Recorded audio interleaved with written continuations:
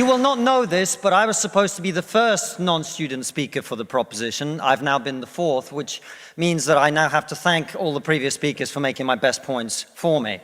And I find that the main reason now that I have left to be in support of the motion is that I am so tired of talking about woke culture.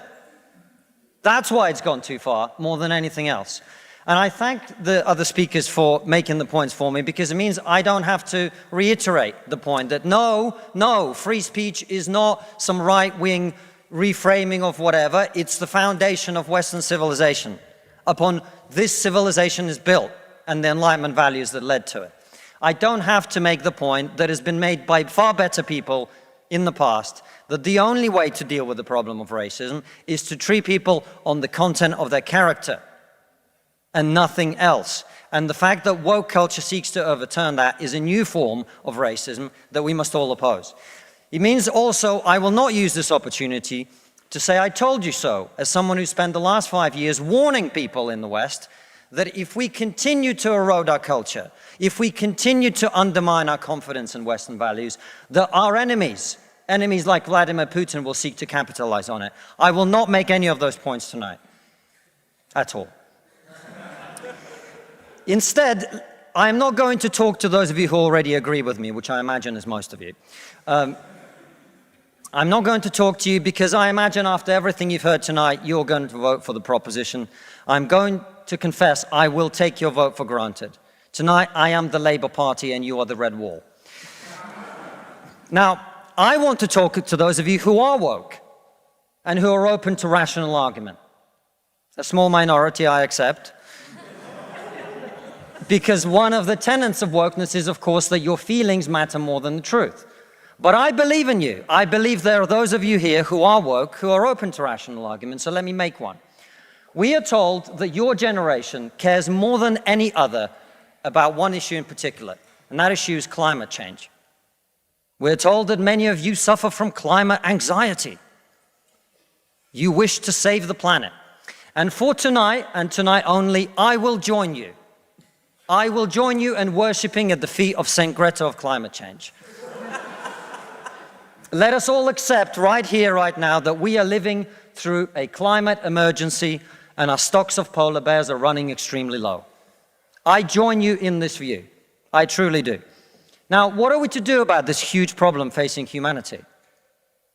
What can we in Britain do? We can only do one thing. You know why?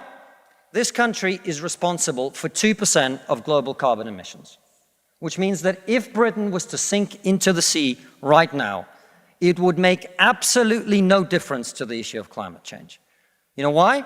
Because the future of the climate is going to be decided in Asia and in Latin America by poor people who couldn't give a shit about saving the planet. No, thank you. No, thank you. It's going to be decided by poor people in Asia and Latin America who don't care about saving the planet. You know why? Because they're poor. Because they're poor. I come from Russia, which is not a poor country, it's a middle-income country. 20% of households in Russia do not have an indoor toilet. What they have is an outdoor toilet. And I don't mean one of those nice portaloos that we get here. I don't even mean a Glastonbury portaloo. I mean a wooden shack with a hole in the ground that holds a collected fermented memory of the last 10,000 visits.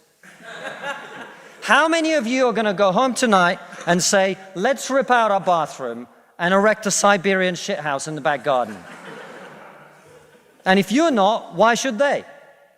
120 million people in China do not have enough food. I don't mean that they don't get dessert. I mean they suffer from malnutrition. That means that their immune system is breaking down because they don't have enough food. You're not going to get them to stay poor. Imagine you're Xi Jinping, the leader of China. When you were 10 years old, there was a revolution, a cultural revolution in your country, and people came and they put your father in prison. Your mother had to denounce him. Your sister killed herself. And you, no longer enjoying the protection of your formerly powerful father, were sent to a village where you lived in a cave house. And here you are, decades later, you have clawed your way up the bloody and greasy pole of Chinese politics to be the undisputed supreme leader of the very Communist Party that destroyed your family. And you know that the main thing you have to do to survive and to stay in power is to deliver the one thing that the people of China want: prosperity, economic growth. Where do you think climate change ranks on Xi Jinping's list of priorities? A third of all children who live in extreme poverty in the world live in India. That means they are starving and dying of preventable disease. Now, about 15 months ago, my wife got pregnant. Not me, because we're old school.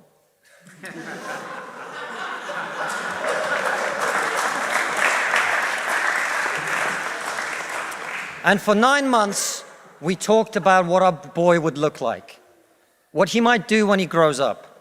We looked at baby scans and videos on YouTube about what the fetus looks like at 9 months and 12 months and 20 months. And eventually he was born. And he is this cute little bundle of joy. He's cuter than about 80% of puppies, right? Now, if you said to me that I had a choice, either my son had a serious risk of starving or dying from a preventable disease in the next year, or I could press a button and he would live. He would go to school. He would bring his first girlfriend home. He'd go to university and graduate and become a woke idiot.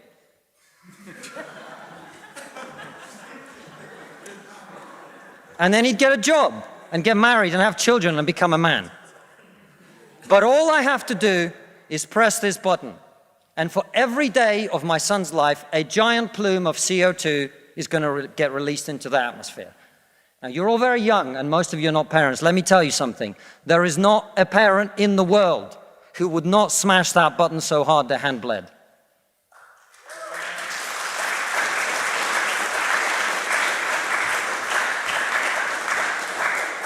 You are not going to get these people to stay poor. You're not even going to get them to not want to be richer. And so, I put it to you, ladies and gentlemen, there is only one thing we can do in this country to stop climate change. And that is to make scientific and technological breakthroughs that will create the clean energy that is not only clean, but also cheap. And no, thank you. And I want everyone to get home on time today, which is not going to happen. And the only thing that wokeness has to offer in exchange is to brainwash bright young minds like you to believe that you are victims, to believe that you have no agency, to believe that what you must do to improve the world is to complain, is to protest, is to throw soup on paintings.